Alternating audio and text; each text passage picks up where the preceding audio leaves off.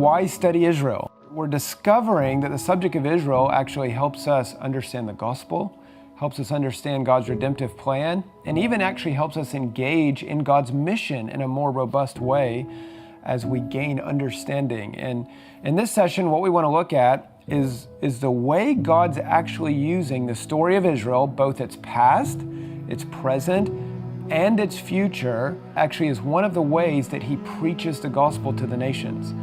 You know, one of the accusations sometimes against God is, how are we to know the gospel? It seems like God's not speaking.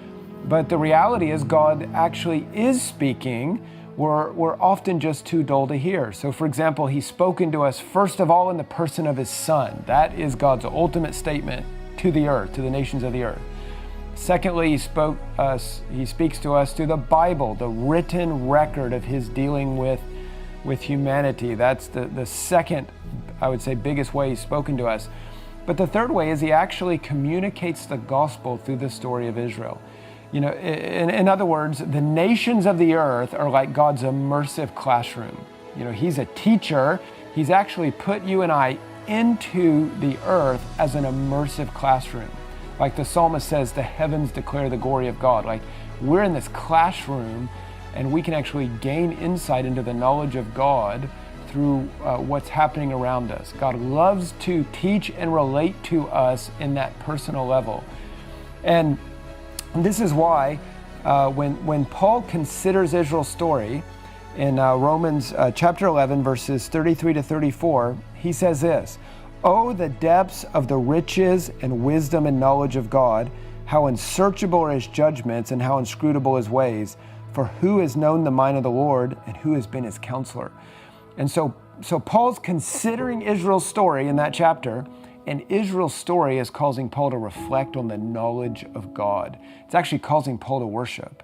And so when we rightly understand Israel's story, it actually leads us to worship and into the knowledge of God, his ways, his judgments, his salvations, his commitment to his creation. And so what I want to summarize briefly is how the story of Israel is actually one of God's methods or his ways of preaching the gospel to the nations. Okay? So let's summarize God's dealings with humanity, right? God creates a good creation, creates the earth, and he creates creatures. But among the creatures he creates on the earth, he chooses one that we call man or humanity. And that creature is chosen by God among all the creatures in the cosmos to begin to have a unique relationship to God, and through that relationship that the knowledge of God would go forth to the nations. And so God chooses a creature. God chooses that creature on the basis of God's desire, not that creature's performance, which is such a beautiful reality. You know, I think each one of us needs to be aware God chooses us on the basis of his desire, not our performance. And that's so beautiful because God doesn't need us, but he desires us. And I don't know about you, but for me, that just moves my heart to know that I'm not just useful to God, though he wants us to engage with him, we're actually desired. It's his desire that's the basis of our relationship with him, not how awesome we are, how smart we are, how well we've done. There's actually a desire in God's heart for relationship. He could have revealed himself to the cosmos on his own, but he chose a creature to work with to reveal the knowledge of God. So after God chose man, he gave man simple instructions, we could say a law, simple requirements to keep us from evil, from darkness.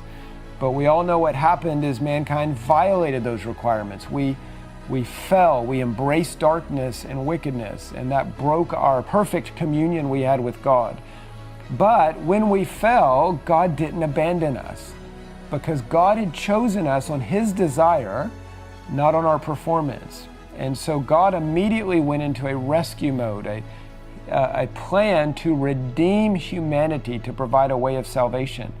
And that plan ultimately required God to become a human being, to save humanity. That's the gospel, that God becoming a human being is going to rescue humanity. So there'll be a day in the future a saved humanity in right relationship with God, living in the earth, a redemption of the cosmos and of creation. So that's essentially the gospel. God chose man, gave him a priestly calling. We violated the law or the restrictions of God. We fell, but God didn't abandon us. God became one of us to redeem us.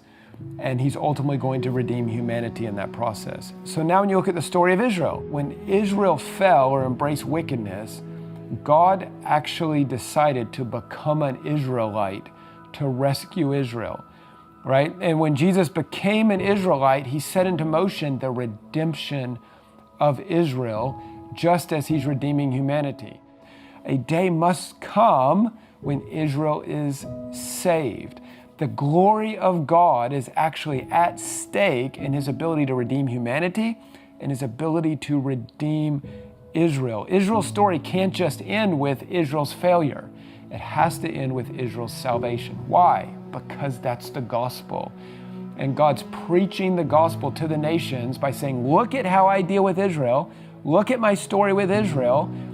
And when you look at that story becomes a mirror, right? It's not just a story. It's a story that I can look at, and in that story, I can begin to see the nature of man, chosen like Israel, but fallen like Israel. I can see the nature of God, right?